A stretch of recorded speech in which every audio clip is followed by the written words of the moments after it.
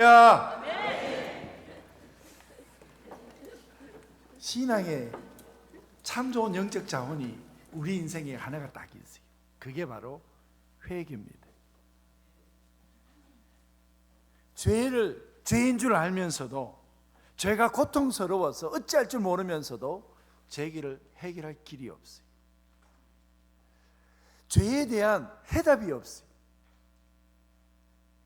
그래서 이 세상 가운데 죄에 대한 해답이 없는 사람이 삶의 가장 비참한 사람 중에 한 사람입니다. 왜요? 어떻게 살아도, 이 세상에 힘 가지고 살아도, 그리고 재물 가지고 살아도, 그리고 이 세상 누구보다 뛰어나더라도 여러분 죄를 가지고 사는 사람들의 결론은요, 사망입니다. 로마서 6장 23절에 죄의 삭은 사망이요, 정확하게 선언하고 있습니다. 사람은 죄를 지으면 숨잖아요. 아담도 하나님 앞에서 숨어 살잖아요. 죄는 하나님으로부터 나아가게 하지 못하는 것이 아니라 하나님으로부터 멀어지도록 만듭니다. 그래서 여러분, 죄가 있으면 기도가 막히고 예배가 무겁고 마음이 둔하게 되고 영혼을 어둡게 만들지 않습니까? 겉으로는 웃어요. 근데 속으로는 무너집니다. 사람 앞에서는 괜찮은 척해도 하나님 앞에서는 평안이 없습니다. 왜 그렇습니까? 죄는 숨겨도 없어지지 않잖아요. 그러면 여러분, 누가 회개합니까? 회개한 자의 은총을 누리는 자가 누굽니까?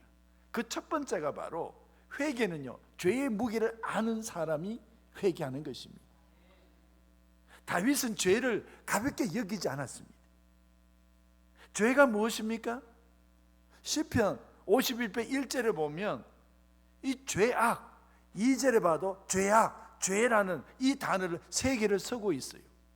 시편 51편 1절에 마지막에 이렇습니다. 주의 많은 국률을 따라 내 죄악을 지워주소서. 이 죄악이라는 이 히브리어 단어하고요, 그 다음은 2장 2절에 보면 나의 죄악을 맑게 씻기시며 라고 하는 죄악을 맑게 씻긴다. 이 죄악이라는 이 단어가요, 서로 달라요.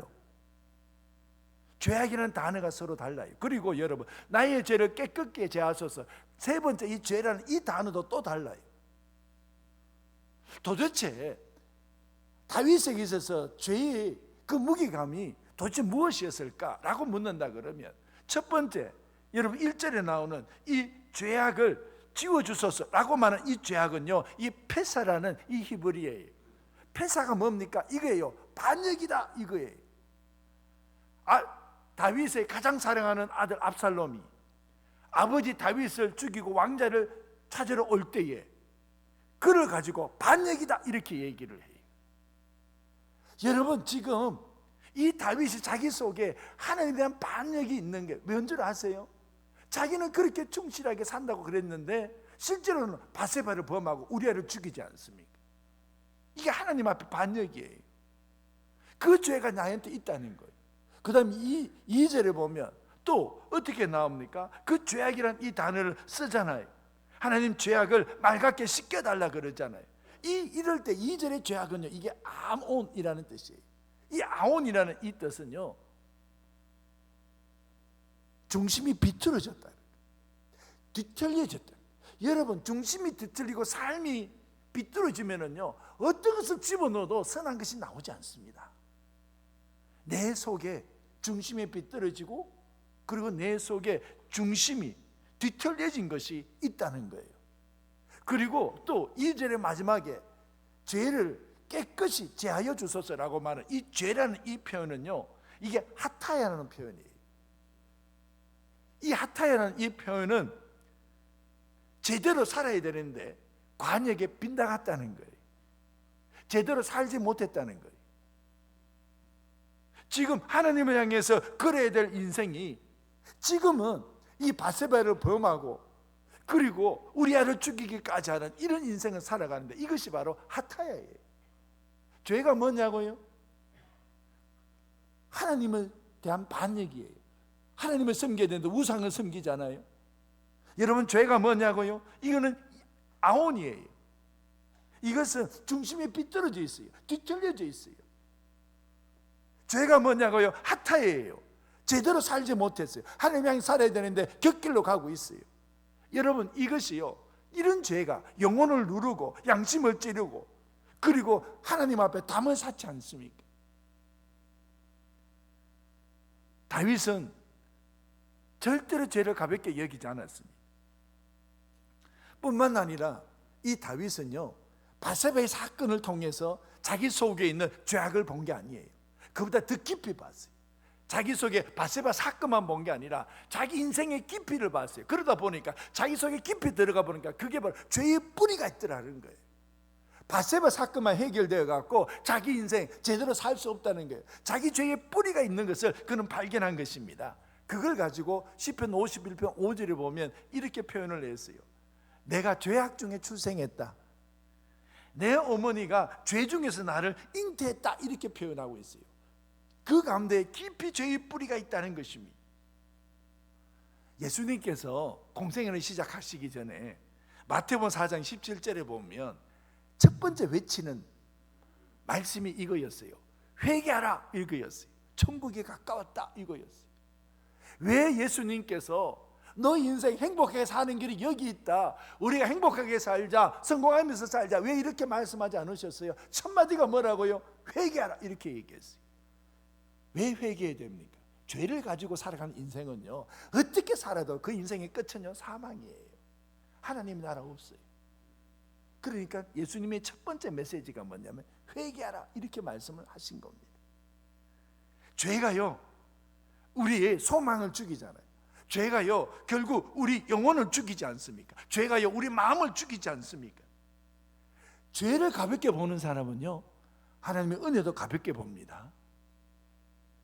죄를 대수롭게 여기지 않는 사람은요, 예수 그리스도의 십자가도요, 하나의 장식품처럼 여깁니다.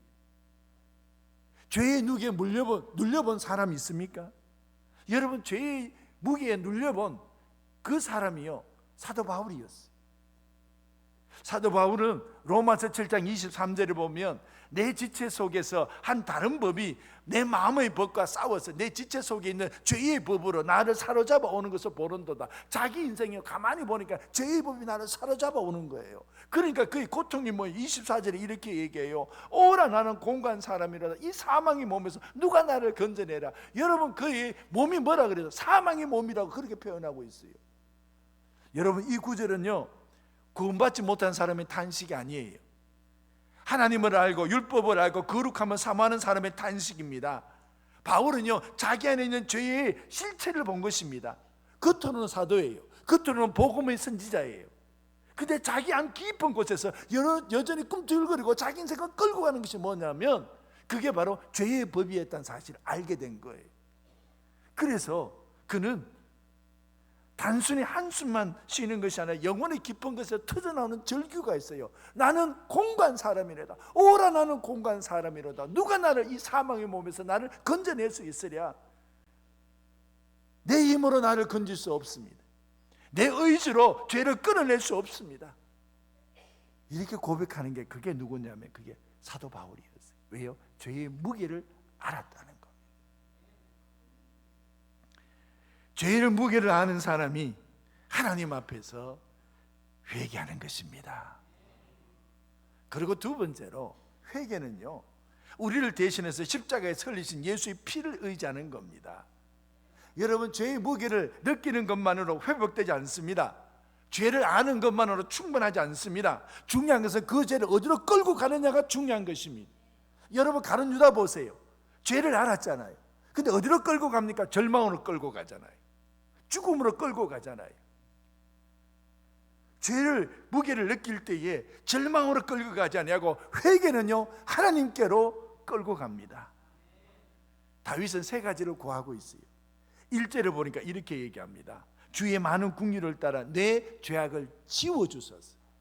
하나님, 지워주십시오. 두 번째가 뭡니까? 2절에 보면 나의 죄악을 맑게 씻어주십시오. 맑게 씻어주십시오. 세 번째가 뭡니까? 죄를 깨끗하게 하여 주시옵소서. 이 세 가지를 구하고 있어요. 다윗의 세 가지 간구가 지워달라, 씻어달라, 깨끗하게 해달라는 것 아닙니까? 왜 이렇게 간절하게 간구하는 줄 아세요? 죄의 문제는 사람의 힘으로 해결될 수 없기 때문에 그래요. 죄는 오직 예수 그리스도의 피로 해결될 수 있습니다.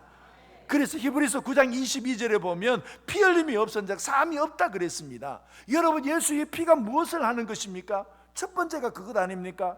죄의 기록을 지워줘요. 지워주셨어요. 예수님의 피는 하나님 앞에서 우리의 죄의 기록을 지워줍니다. 왜요? 사탄은 늘 우리 앞에 등장하는 게 뭡니까? 죄의 기록을 가지고 등장하잖아요. 내 인생을 정죄하는 정죄의 문서를 가지고 등장하잖아요. 너 이렇게 많이 죄를 지어서 너는 이런 죄인이야. 죄의 목록을 끊임없이 막 내놓잖아요. 그런데 여러분, 누가 그 사탄에 내어놓는 내 인생의 죄의 정죄의 목록을 지워낼 수 있습니까? 그건 바로 예수 그리스도의 피가 지워낼 수 있다는 겁니다. 그렇게 지워주셔서 이렇게 얘기하는 겁니다. 그 다음 여러분, 씻어달라는 겁니다. 상처 입은 양심이 있어요. 죄를 느낀 양심이 있어요. 누가 이 양심을 여러분 씻어냅니까? 예수 그리스도의 피가 그 부끄럼 속에 떨고 있는 그 양심을 씻어낼 수 있다는 겁니다. 그리고 세 번째가 뭐라고요? 깨끗하게 해달라는 겁니다. 이 깨끗하게 해달라는 이 뜻은요,